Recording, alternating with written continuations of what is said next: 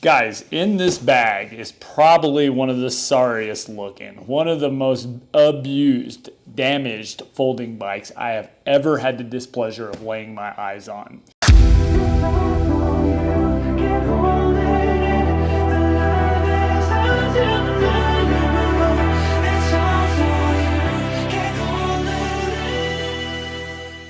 Okay guys, before we open up the bag and look at this poor, pathetically taken care of folding bike, let me give you a little bit of a backstory. This is sort of a public service announcement because I know it's getting to be summertime. I know a lot of people are going to be online looking for bicycles. There are a lot of people out there that don't have the means to go out there and buy a $2,000 folding bicycle or a $1,500 folding bicycle or even a $1,000 folding bicycle. Now, I've talked about this stuff in the past. Personally, I think a Zizzo Forte would be an excellent folding bike for somebody of limited means. But there's a lot of people out there that don't know anything about Zizzo and they want a folding bike and they want a quality folding bike or a folding bike that is of a decent brand, and they go out there and they look at the used market because they figure, hey, I could go get this quality name brand folding bicycle for a lot cheaper. Unfortunately, there's like a ton of people out there that sell bicycles, not even just folding bicycles, but bicycles in general, and they sell them for exorbitant prices because they think, oh, this bicycle's still worth this when it actually isn't. But with folding bicycles, you have to be doubly careful when you buy a used one because there are some things that you really have to check and make sure that are good on the folding bicycle before you buy it, which we will go over later on in the video. So a lot of these people will go to sites such as Craigslist, and if you go to the for sale section, you can go down here to bikes, and then you get to look at all the bikes that people are selling around your area. These are all the bikes that people are selling around the Denver area. Now up here in the search bar, if you want to get a little bit more specific, all you have to do is type in folding bike and you can look at all the folding bikes that your area has to offer. Ooh, there's a Brompton.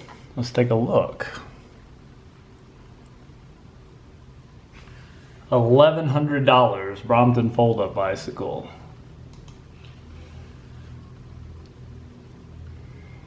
And see, one of the biggest problems that you face when you buy a bicycle is that people take these low resolution photographs. It's like you can't even really tell if this thing has got a lot of scratches or if it's got a lot of scuffs or if it's just got a lot of wear and tear. You can't even really tell that. So, I mean, from the picture it looks okay, but a low resolution picture will not tell the whole story. And almost everybody will say condition excellent. Just from looking at this bicycle, I can tell that this is an older Brompton just from the brake levers and the different style handlebars, because it's got the older style H handlebars on it, it looks like. So this is an older bicycle, okay? When he's saying this is in excellent condition, he is flat out lying to you. He doesn't even know that he's lying to you. He goes, these sell for $1,700 new. It's got 6 speeds and blah, blah, blah, and blah, blah, blah. Now, the only reason why I mentioned Craigslist, because I bought this bike off Craigslist. Periodically, I'll get on Craigslist because I want to see if I can find something good. It's like a thrift store. You know, most of the time, there's nothing but junk there, but every once in a while, you'll find that gem. I found some gems on Craigslist before, but you got to constantly look, and then if there is a gem that appears, you really got to jump on it and buy it really quickly, otherwise the bicycle is going to be gone. Most people know a gem when they see it. However, when I saw this bicycle online, I thought it was a gem. The photograph was kind of low resolution, so you really couldn't tell, but it looked all right from the photograph. I didn't see any problem. I emailed the guy. I asked him if it was still for sale. He said yes. Then we got each other's phone numbers. I actually talked to the guy on the phone. He seemed pretty good. He was an older guy, about 62, 63 years old. He seemed pretty nice. He seemed pretty receptive. I asked him how long he's had the bike. He didn't remember. He said, oh, I've had it for a little while. He said that it is in excellent condition. Operative word, excellent. A lot of people seem to get really confused. There seems to be a word salad going on where people don't seem to understand the meaning of words. Bicycles aren't baseball cards, okay? They don't have gradings like PSA would grade it super fine or whatever. Bicycles aren't graded that way. Bicycles, much like cars, have basically 6 conditional states. One is mint, which means the thing is a virgin. It's still in the box. My Zizzo Forte, when I got it, was in mint condition because it was still in the box. I'm the first person to take it out, put it together, and ride the thing. Mint condition, it does have a condition that's just under mint, but still considered mint. And that is near mint condition. And the reason why there's a near mint condition is because a lot of bicycle shops will order bicycles and they'll get the bicycle in a box, and the customer will come in and want that bicycle, and they'll take the bicycle out of the box, they'll put it together, they'll adjust it, they'll do all the things that need to be done, like proper air pressure, making sure everything is, functioning properly. And part of that is going out and taking the bike on a test ride. Now, as soon as they took that bike on a test ride, it is no longer in mint condition. It's in near mint condition. So it is brand spanking new. It's just been ridden a little bit. So the only difference between mint and near mint is the test ride that somebody did on the bicycle. Now, both of the conditions are flawless. There's no scratches, there's no scuffs. They both look brand spanking new. It's just one has been driven around the parking lot or on a test ride and the other hasn't. Now, the condition that's underneath mint is excellent. Excellent! Excellent is one of the most overused words on the internet. It's the most overused word when people are selling something. Everything is always excellent. Oh yes, this is an excellent condition. Let me tell you what excellent means. Excellent means almost new. It is as close to new as possible without being new. Now, an excellent condition bike is a bike that might have been ridden a handful of times. Like the person bought it and they rode it maybe 3 or 4 times and they didn't like it, and the thing sat in their garage for a year before they decided to sell it. So excellent condition means the bike has been barely used. It's been used, but it's been barely used. And it might have some scuffing, maybe a couple light scratches, because the guy put it in his garage and maybe he accidentally knocked it over a couple times. Now, just under that is very good condition. Now, very good condition means that the bike still looks pretty good, but it's been used, and you can tell it's been used. Whereas excellent condition, a lot of times when you see a bike that's in excellent condition, you're like, wow, this thing still looks brand new. The very good one, well, you can tell that the bike has been used. Now, it's been used lightly. It hasn't been used heavily, it's been used lightly. That's the difference between very good and excellent. Excellent has barely been used, very good has been lightly used. So it might have a few cosmetic issues, like maybe a little scuffing, a couple scratches, just bare minimum of wear and tear. The step below very good is actual good condition. Now, the difference between very good and good is the fact that good is actually been well used. There's a difference between light use and well used. Well used means the guy's probably had the bike for 3 or 4 years. He's ridden it quite consistently. It's been taken care of, but it's also been used. So you can tell that it's got the amount of wear and tear that a well-used bicycle would have. But anytime it needed tires or a new chain, the guy did it. If it needed a tune-up, he did that. He took care of the bike. So good condition means that cosmetically and mechanically, those are the 2 key factors of any bicycle. Cosmetics, what the bike looks like, and mechanical, how the bike runs. Both of those things are okay, on a good condition bike. When you get below the good, you're getting into the fair condition.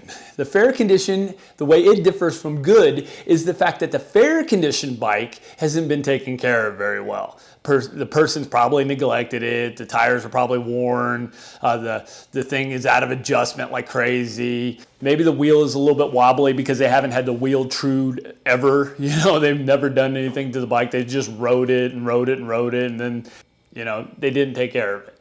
But it still works. It's definitely been well used. Like the good condition, it's been well used. But the difference between the good and the fair is the one has been taken care of and the other has not.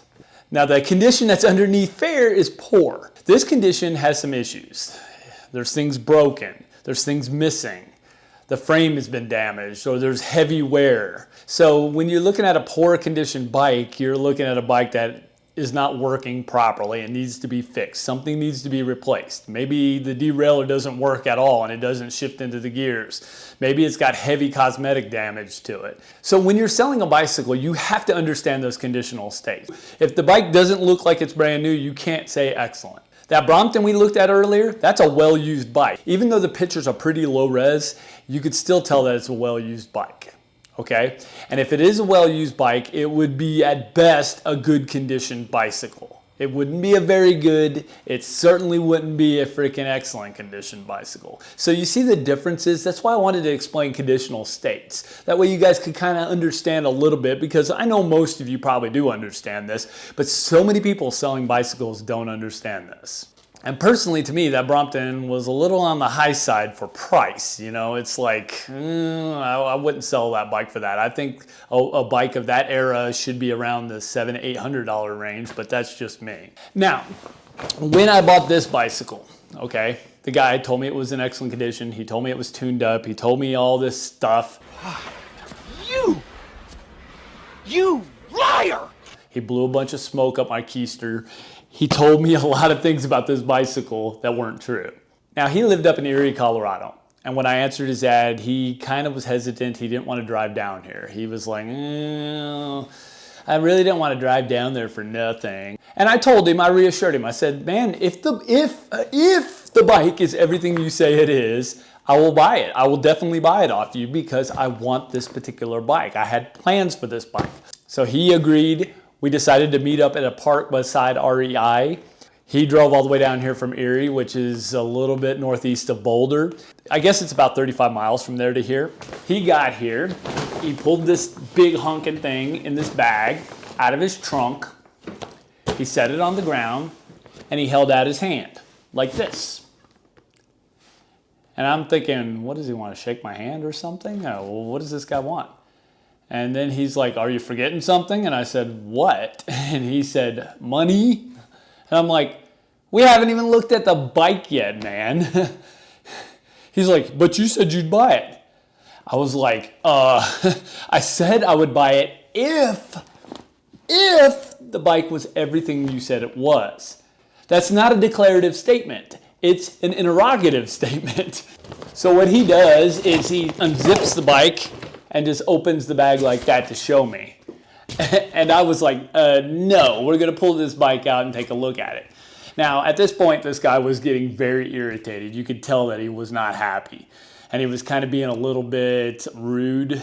I guess he acted like it was just too much trouble to get the bike out and let's put it together and check it all out. You know what I'm saying? Or maybe he knew something that he didn't want to tell me. So let's get this baby out and I'm gonna show you what I saw.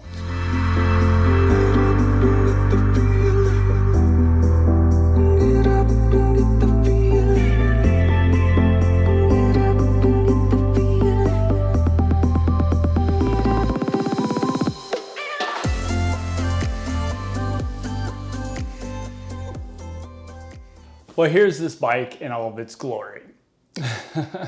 Let's take a closer look, shall we? All right. If you look at this bicycle, this thing probably was a $1,300, $1,400 bicycle brand new.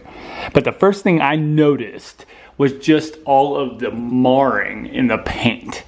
The scuff marks all over this bicycle. They're all over it. It's just like, it looks like it was attacked by a velociraptor. The paint is chipping, scratches. Look at this fork, man. Look at this. Just massive scratches everywhere. Just horrible. When he got this bike out of the bag and started unfolding it and getting everything together, my look was just priceless. I had to have had the biggest look of disappointment on my face that anybody could have possibly had. And I think he knew that. That alone was enough to be a deal breaker for me. But I continued to check out the bicycle even though I had no intention of buying it. I was like, oh my gosh. So I continued to check out the joints. I opened up the frame and I checked that joint and I checked the steering. Check this out. When I unlatched the steering, there was almost no tension on this whatsoever. And the steering had a lot of play in it. I mean, this much play in it. Look how much play is in this joint. Isn't that freaking crazy? And I was doing this in front of him. And I said, excellent condition, huh? You keep using the word. I don't think it means what you think it means. And he was like, yeah. That alone is a deal breaker, not to mention all the cosmetic issues with this bike. Let's take a look at some more of the cosmetic issues, shall we? Look at the marring on the handlebars. He's got stickers on it. There's a lot of scratches all over it. More scratches. Gouges, just all over this bicycle. All over it. So needless to say, I told the guy to get bent. I said, I'm not buying that bicycle. And then he became even more belligerent. He got really, really, really mad. See, the thing is that he thought I was cheating him, that I was trying to cheat him out of something. He believes that this bike is in excellent condition because he doesn't understand the meaning of the word. And this is where you got to be really careful with these people, because there's so many of these people that they live in a delusional state. They don't understand reality and how reality works. Let's forget for a second that this bike looks like it has been marred by a velociraptor, okay? Let's forget that for a second. The bike has a serious, serious fatal flaw in that steering system. That steering stem, being as loose as it is very, very dangerous. If that thing happens to break or come loose while you're riding it, that's a catastrophic crash. This bike is not even rideable, okay? You should not ride this bicycle until it's fixed. So he started getting belligerent, like, I drove all the way down here for nothing. You said you'd buy the bike. I said I would buy the bike if it was what you said it was, and it's not. It's not even close. I'm not gonna squibble over a very good condition as opposed to an excellent condition, but I will squibble over, over you saying it's excellent and it's in poor condition. That's a huge leap right there, man. And he just started just being irritated and mad. And then he was like, well, how much will you give me for it? I don't know why, but instantly I said $100. This is the maximum I would give for it. I don't know why I blurred that out, but I had a feeling that he wasn't going to take it anyway, so oh well. But he just said, okay. He automatically said, okay. And I was like, oh, crap. Okay, let me check one more thing real quick. Now this bike isn't all bad, okay? It does have a front dynamo hub and it does have Kinetics wheels on it. Albeit the wheels don't look like they're scarred up, but they are very, very dirty. They need to be polished like crazy. And the bike has a Shimano Nexus 8. So basically I wanted to make sure this thing was working, because if this thing didn't work, the bike wasn't even worth $100. If it did work, between the dynamo hub and the wheels, I would give the guy $100. So I kind of tried to adjust the handlebars where they wouldn't pop out on me. You know, you can do a little bit of adjustment to this this steering thing, but it's messed up. It's definitely wore out. So it definitely has a lot of play to it. Even when you fully adjust the little plate out, it definitely has a lot of play. So I was like, I'm not feeling safe, but I went and rode around the park a little bit and I tried to go through all the gears as hard as I could. That way I could determine whether there was any kind of noise or any kind of grinding or if it didn't shift properly. If it didn't, I wouldn't have bought the bike. I would have just said, screw you, guy, you know, I'm not buying this bicycle. But it shifted perfectly. It actually did go through all of its gears and the internal rear hub sounded really good. So I gave the guy his $100 and I took the bike home, but he wasn't happy. And I really don't care. I would have given him the $400 if the bike was in the condition he said it was in. If it was in perfect condition with the hub and the biologic seat. This has actually got a biologic suspension seat on it. So with the hubs, the suspension seat, and the wheels and stuff, if the bike was in excellent condition, I would have been more than happy to give him $400 for it. It would have definitely been worth that. But in the condition it's in, it ain't even worth $100. Or it might just barely be worth $100. But most people wouldn't even bought it because of the steering stem. Most people would have said, screw that. You know where all this scuffing and stuff comes from? It comes from somebody folding the handlebar down and the handlebar hitting the fork of the bike, because the guy doesn't understand that you're supposed to fully extend the bar so it clears the axle. So that basically that handlebar is sitting around in this guy's trunk just beating up against that fork. The same thing with the rest of this bicycle. He doesn't know how to fold it, so he's just clamping it together. So the thing's just basically jostling back and forth in his trunk, and that's where a lot of this damage came from. But see, he doesn't look at it like that because I didn't abuse the bike. I never dropped it or I never did any of those things. But dude, you were negligent. You didn't fold it properly and you just left it to sit and jostle around in your truck. So it's the same thing. All the same things that you check for, like whether it goes through all of its gears, whether there's no weird noises, all the things that you would check on a regular bicycle, you check on this. But there are more things that you gotta be 100% sure of on a folding bicycle. And make sure that those things are good, because if they're not good, it's a deal breaker. And the number one thing that you have to make sure on a folding bicycle is the hinges. The steering hinge and the frame hinge. You have to make sure that those have no play. You check that by opening it up. Oh crap. You check that by opening it up and wiggling it up and down.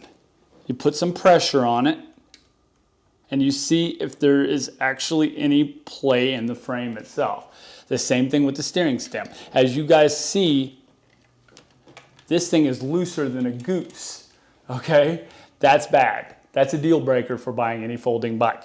The same thing with this. This hinge is even worse, okay? Because there's nothing you can do if this hinge is bad. This particular hinge is not bad, okay? The frame hinge is good. The steering hinge is bad. Now you can replace these steering stems. On certain folding bikes like the Zizzo Forte, you can get online and order one and have it to your door and fix your folding bicycle. But look at the Zizzo Forte. There is absolutely no play in this steering stem. But if there were, you can fix that. You can get these Dahon steering stems. They're a little bit harder to source. I had to search and search online, but I finally found one, and I'm gonna order one for this particular bike. But they are kind of hard to find, and they do cost some money, so you have to add that cost into the bicycle. So whatever you pay for the bicycle, you have to add that onto it. Another thing you need to look at is the seat. This thing has got a clamp on it. You got to look at the seat and make sure that the seat does not sink. Ride the bicycle. I ride this bicycle, this seat, no matter how tight I tighten this thing. I adjust it and I tighten it, and no matter how tight I tighten this thing, the seat sinks on me. That means the bushing inside the seat is wore out. That's a deal breaker, because you're gonna have to get online and try to find one of those bushings. And when you find it, okay, great. But at the same time, that's just added costs. The third thing that you really need to make sure that works on a folding bicycle is the rims. You need to check the rims. But basically what you're checking on the rims is you're checking for flat spotting, hopping up and down, or lateral movement. You're looking and making sure that the rim is not bent. There's a difference between truing and being bent. The rim itself, if it's got a hop to it, a lot of times you can't take that out with a truing. Lateral side to side movement, you can true that up. But hopping, you can't. That means the rim is bent. Where that becomes a big problem on a folding bicycle is not a lot of people stock 16 and 20-inch wheels. They're harder to get. You have to order them.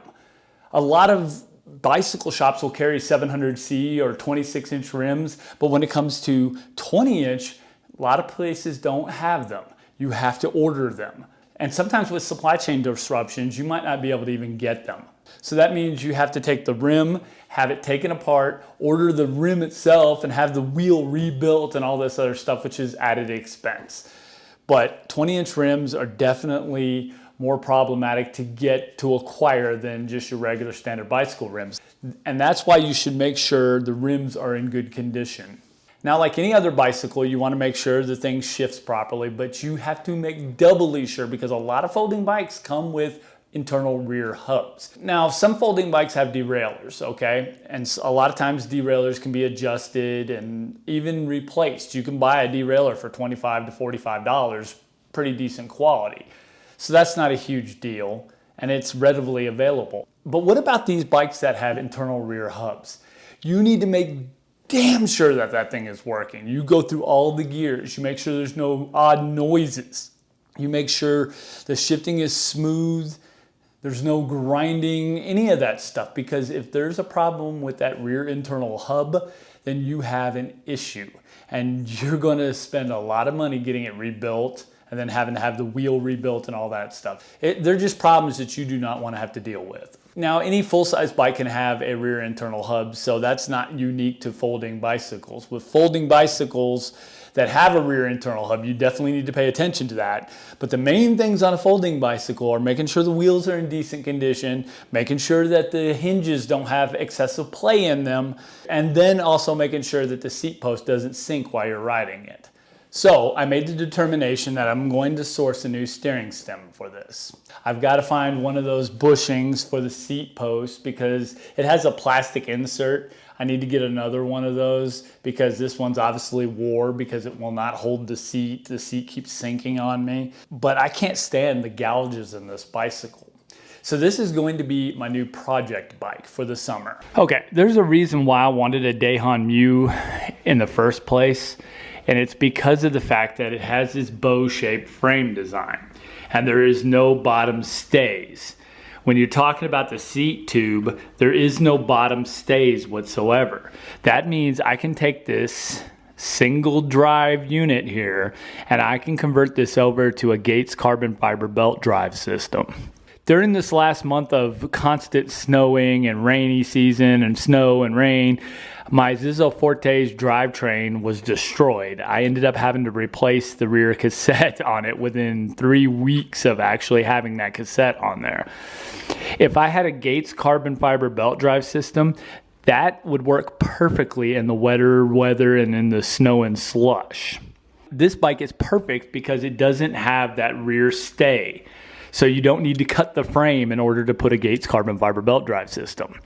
Now, there are a lot of these MU or whatever they call these Dahons. There are a lot of these, but this one particularly is special because it has the rear internal hub, unlike derailleur units have, because they make these bikes in a derailleur, a D8. This has the rear internal hub, but it also has what they call horizontal dropouts.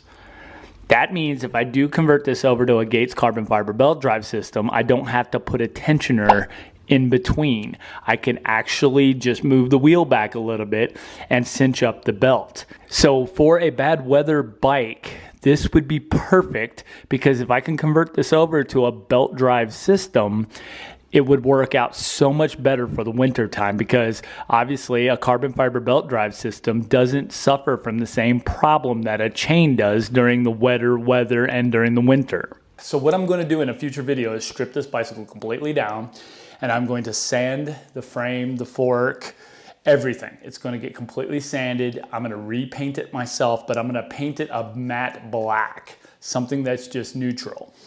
I'm going to polish up the rims, I'm going to replace this steering stem, I'm going to get the new seat bushing, and I'm going to get a carbon fiber belt drive system for this bicycle. And I hope to have it ready for next winter. And I think it'll work good as a winter bicycle. A winter bad weather bicycle instead of using the Zizzo Forte, which seems to be rusting on me a lot because it'll be wet and I'll leave it to dry and that chain will be all rusty and it just takes life off the chain. It takes life off the, cassette and everything like that. So I think this bike will work out good for that. It is going to be a lot of work, but it will be a good project bike. It'll give me something to work on. But anyway, yeah, be careful. That's all I can tell you if you're buying a used bicycle online, a used folding bicycle. Be very, very careful. Make sure you try to pull the information out of these people because a lot of people will say, oh, it's in excellent condition. And you got to say, so it's in basically brand new condition. And if they're like, well, no, it's not brand new, then it's not in excellent condition, man. So you really got to kind of pull the information out of these people and you got to call them on their use of words. They need to understand what excellent means. They need to understand what very good and all those conditions mean and kind of explain it to them. Ask them questions like, does it have scratches and scuffs on it? Because these people will not offer this information until you go look at it. And they hope by putting you on the spot, you'll go ahead and just buy the bike anyway. Like, I drove all the way down here. Don't be fooled by this and don't let these people suck you in. Get the information out of them and find out before you even go to look at the bicycle. And definitely check it out, man. Especially on a folding bicycle. You will be glad you did. Me getting this bicycle saved some other poor schmo from buying it and probably crashing on it because the steering stem would have come loose on them while they were riding. So I probably saved somebody's life. Anyway, that's all I got to say in this video today, guys. Just be careful. That's all I'm saying if you're buying a used folding bike. Obviously, buy new. Buy the most expensive folding bike you could afford. That's always a good policy. If you guys have any comments or questions, leave it down in the comment and question section. Slap a like on the video if you like it, guys. And let's look forward to actually fixing this baby up. Anyway, I appreciate you guys watching. I'll see you guys on the next video. Bye-bye. It's all for you. Get hold